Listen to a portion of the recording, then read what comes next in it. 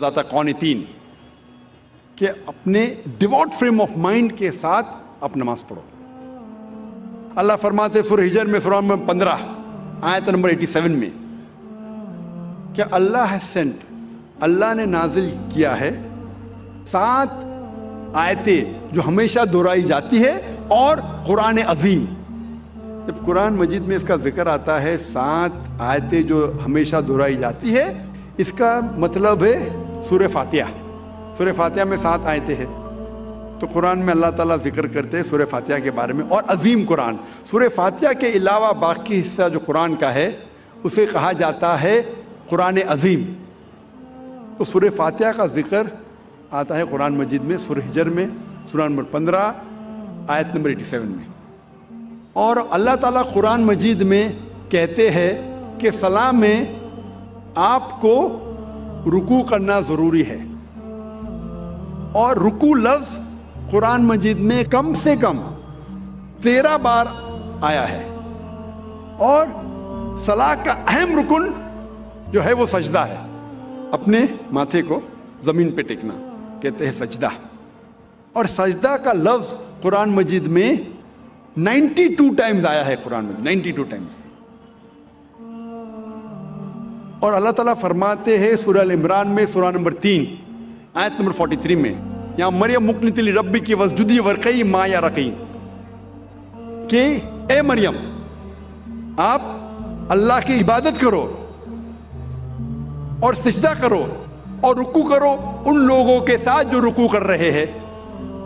اور اللہ تعالیٰ فرماتے ہیں سورہ حج میں سورہ نمبر 22 آیت نمبر 77 میں کہ اے مومنو رکوع کرو اور سجدہ کرو اور اچھے کام کرو تاکہ آپ فلاح پاؤ. تو کئی بار قرآن مجید میں کہا گیا ہے رکوع کے بارے میں اور سجدے کے بارے میں. اور اس کے علاوہ قرآن مجید میں کئی بار کہا گیا ہے اطیعوا اللہ واطیعوا الرسول, اللہ کی اطاعت کرو اور اللہ کے رسول کی اطاعت کرو. کئی بار قرآن مجید میں آتا ہے.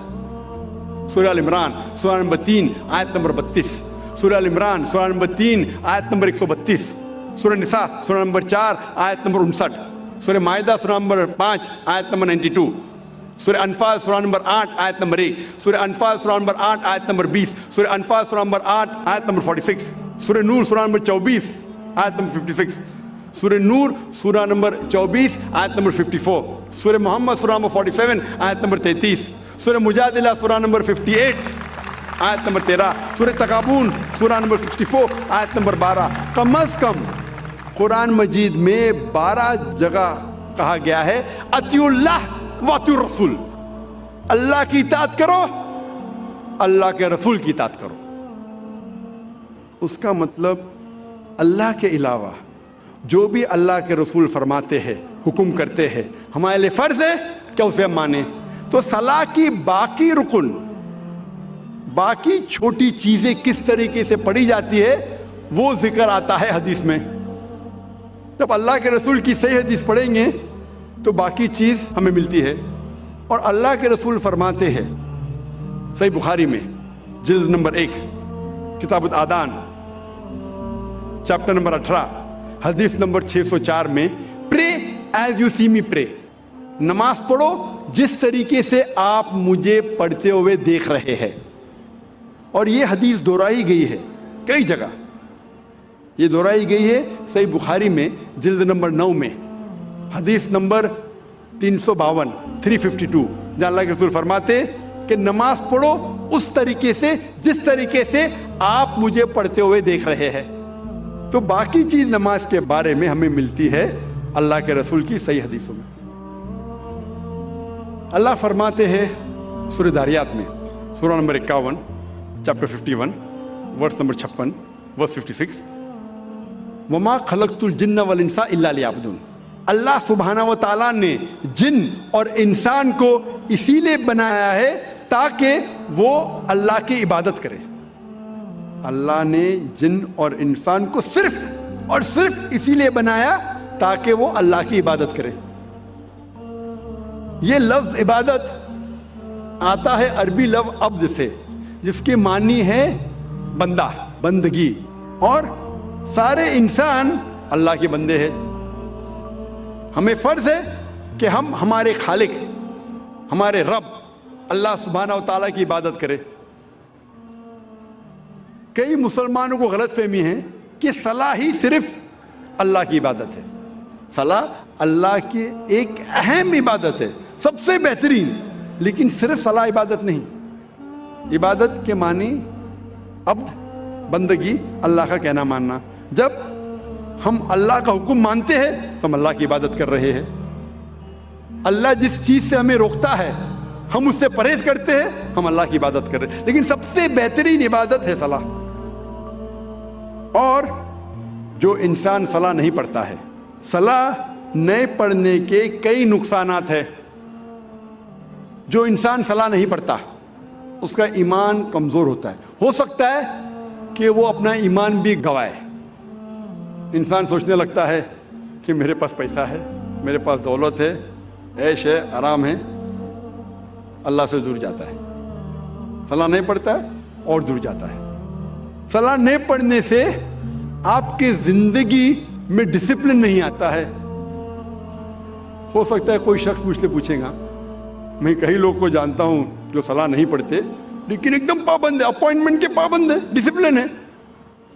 میں جانتا ہوں کئی مسلمان جو صلاح نہیں پڑھتے لیکن ڈسپلن ہے. کئی غیر مسلمان ہیں جو صلاح نہیں پڑھتے لیکن ایک دم ڈسپلنڈ ہے. اپوائنٹمنٹ دیں گے برابر اس وقت پہ موجود رہیں گے. یہ ڈسپلن کا ذکر ہی نہیں کر رہا ہوں، میں اعلیٰ درجے کی ڈسپلن کی بات کر رہا ہوں. یہ تو نیچے درجے کا ڈسپلن ہے. اور آپ کبھی بھی دیکھیں گے اپوائنٹمنٹ کے بارے میں، اگر کوئی شخص اپنے ملازم کو اپوائنٹمنٹ دے رہا ہے تو اکثر وہ اگر اپوائنٹمنٹ کے پابندی میں نہیں کریں گا اسے کوئی فرق پڑتا نہیں. میرا ملازم ہے، میں آدھا گھنٹہ لیٹ جاؤں، کیا فرق پڑتا ہے؟ کیونکہ وہ اس سے نیچا ہے. اپوائنٹمنٹ 10 بجے کہ آپ پہنچے 10:15 کو پہنچے 10:30 کو پہنچے 11 بجے نہیں بھی پہنچے، ملازم ہے، کوئی فرق پڑتا نہیں. اگر آپ اپنے بزنس پارٹنر کو اپوائنٹمنٹ دے رہے، آپ کوشش کریں گے ٹائم پہ رہیں گے.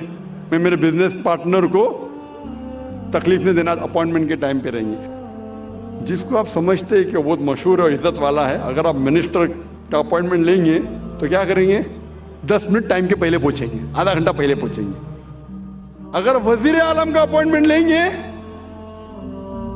آپ ڈریں گے کہ اپوائنٹمنٹ چھوٹنے جائے گا تو آدھا گھنٹہ پہلے پہنچیں گے، 1 گھنٹہ پہلے پہنچیں گے. یہ انسان کی فطرت ہے. جو آپ کے نیچے ہے اس کی آپ قدر نہیں کرتے، جو برابر ہے قدر کرتے، جو اونچا ہے مشہور ہے زیادہ قدر کرتے. اس لحاظ سے اگر مان لو یہ چیز صحیح ہے، مان لو کہ یہ اپوائنٹمنٹ کا طریقہ صحیح ہے کہ اگر ٹکر کا ہے تو میں ٹائم پہ جاؤں، زیادہ اونچا ہے تو اور احتیاط رکھو. جب آپ کا اپوائنٹمنٹ آپ کے رب کے ساتھ ہے تو کتنی پابندی آپ کو کرنا چاہیے. اور رب کا مقابلہ مخلوق سے کر ہی نہیں سکتے.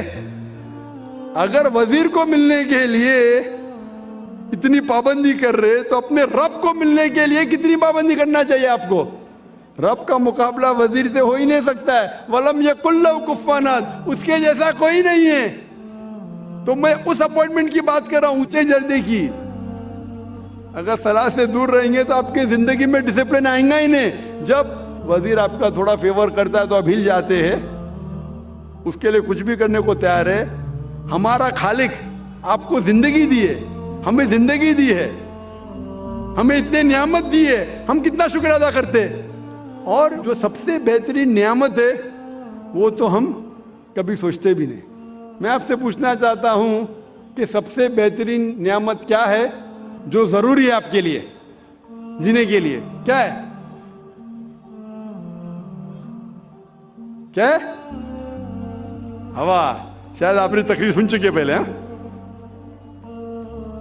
میں پوچھنا چاہتا ہوں کتنے لوگ ہمارے خالق کا شکریہ ادا کرتے کہ ہوا جو ہمیں چند منٹوں کے لیے نہیں ملیں گی تو مر جائیں گے. چند منٹوں کے لیے ہوا نہیں ملے گی، ہم بولتے یا رب شکریہ، آپ نے ہمیں گھر دیا، آپ نے ہمیں گاڑی دی.